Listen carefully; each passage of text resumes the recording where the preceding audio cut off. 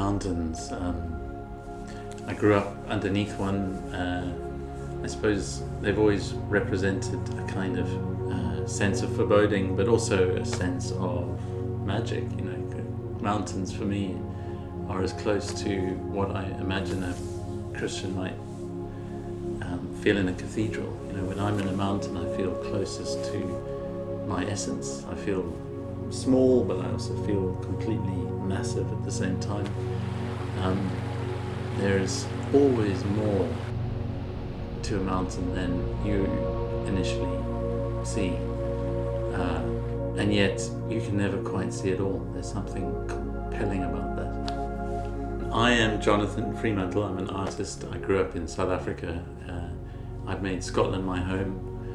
My reason for doing it was twofold, I think. The first was a kind of act of reverence.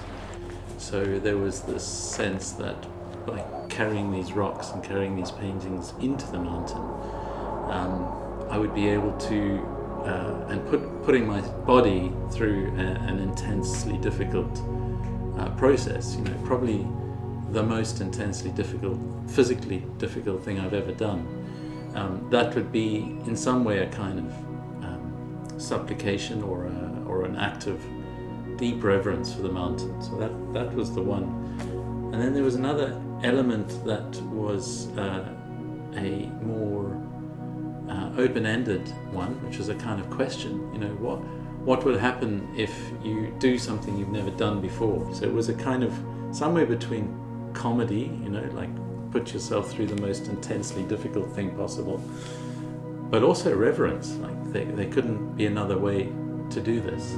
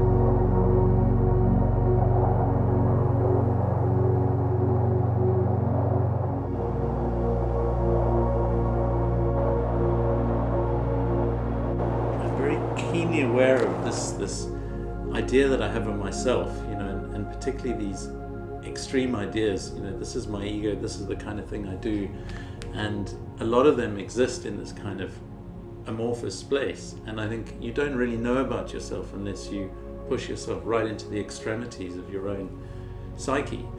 Near the top, I mean, my body was so spent, but I'd almost entered into a kind of new, almost like transcendental physical space where I couldn't do it, but I could.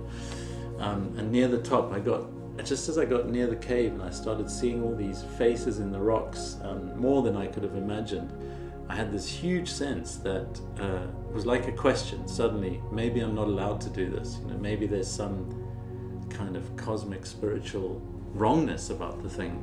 And then just afterwards, there was this answer, which was, you can do this, but be very careful.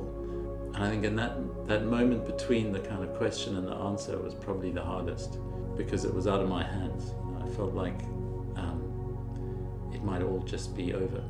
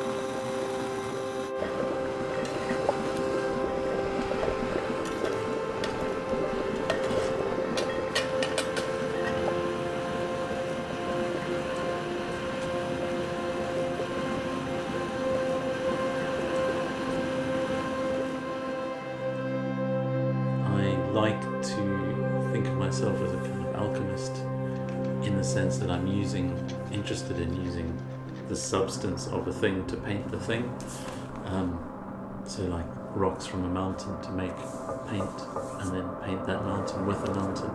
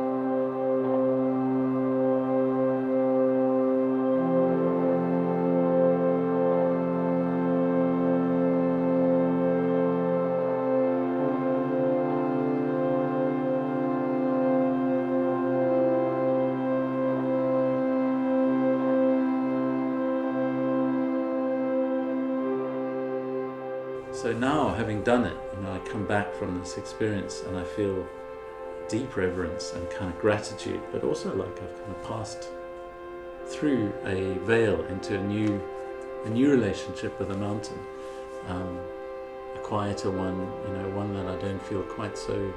I feel closer to myself and the mountain, if that makes sense.